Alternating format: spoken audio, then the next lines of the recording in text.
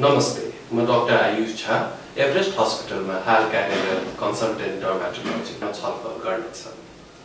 चायापत्तो मुख्य रूपमा हाम्रो दिदी बहिनी महिलाहरूमा देखिन्छ।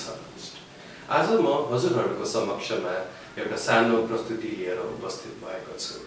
आज हामीले मेलास्मा अर्थात् चायापत्तोको बारेमा एउटा सानो छलफल गर्नेछ। चायापत्तो मुख्य रूपमा हाम्रो दिदी बहिनी महिलाहरूमा देखिन्छ। यसको मुख्य 3 कारण हुन्छ। पहिलो कारण घामको एक्सपोजर, दोस्रो कारण हाम्रो वंशानुगत समस्या र तेस्रो कारण हर्मोनल फ्याक्टर्स हुन्छ। चायापत्तोमा अनुहारमा कालो खैरो दागहरू देखिन्छ। एकचोटि चायापत्तो आएमा यो एउटा दीर्घकालीन रोग हो, तर यसको सफल उपचार सम्भव छ। यसको उपचारको क्रममा हामीले घामबाट बाँच्ने क्रिमहरू, लगाउने औषधिहरू, खाने औषधिहरू र केमिकल पिलिङ जस्तो विधिहरूको प्रयोग गर्छौँ। म आशा गर्छु कि यो सेवा सुविधा र यसको सफल उपचार गर्नको लागि हजुरहरूले हामीलाई एभरेस्ट हस्पिटलमा सम्झिनु हुनेछ। धन्यवाद।